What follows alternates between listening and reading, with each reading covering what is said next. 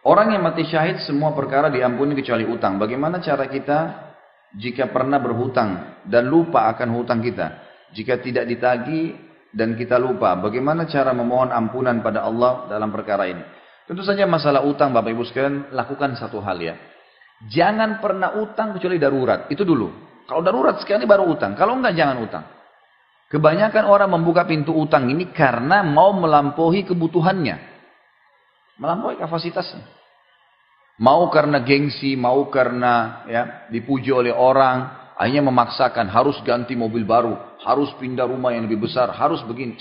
Kapasitas kita itu tempat tidur 1 kali 2 meter. Kalau kita mampu, silahkan. Tapi kalau maksain diri sampai utang ini bahaya nih. Jangan buka pintu utang kecuali darurat. Emang kalau kita nggak utang berbahaya buat kita. Kalau masih bisa makan Bapak Ibu sekalian, masih bisa tidur, sudahlah. Dunia sebentar kita akan laluin. Untuk apa berlebih-lebihan di situ? Tetap ikhtiar ya, tetap berusaha bekerja, apalah sampai dapat yang terbaik silahkan. Tapi jangan sampai buka pintu utang, karena bahaya.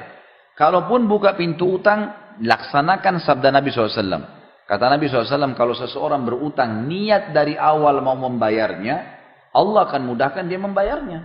Tapi kalau seseorang dari awal niat utang tidak mau membayar, Allah akan persulit dia membayar. Jadi niat dari awal mau membayar, tidak mau menipu memang.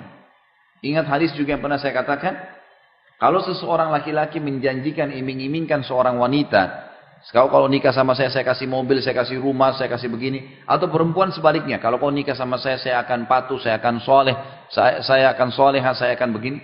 Ternyata dia dusta, hanya untuk menghalalkan kemaluan pasangan itu. Laki-laki atau perempuan, ya. Si laki-laki iming-imingkan perempuan karena dia suka, maka dia menjanjikan halal yang dia dusta. Si perempuan karena suka sama laki-laki dijanjikan juga kedustaan.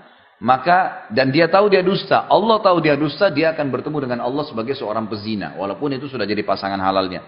Begitu juga dengan kata Nabi SAW, siapapun yang utang dengan seseorang, lanjutan hadisnya, lalu dia berkata, saya akan memberikan begini dan begitu. Misal saya akan bayar sebulan tepat, saya akan investasi yang benar, saya akan, tapi dia dusta, dia tahu dirinya dusta, Allah tahu dia dusta, dia akan bertemu dengan Allah sebagai seorang pencuri. Tetap akan dihukum oleh Allah SWT. Jadi harus hati-hati, kan gitu. Ini saya kasih kronologis tentang utang dulu ya. Jadi jangan buka kecuali darurat, kalau buka pun niat dari awal mau membayar, itu penting.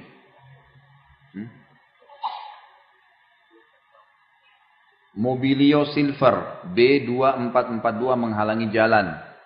Mobilio Silver B2442 menghalangi jalan, ya. Oh, ini pakai rem tangan. Siapa yang punya ini? Tolong Bapak Ibu sekalian dibantu. Mobilio Silver B2442.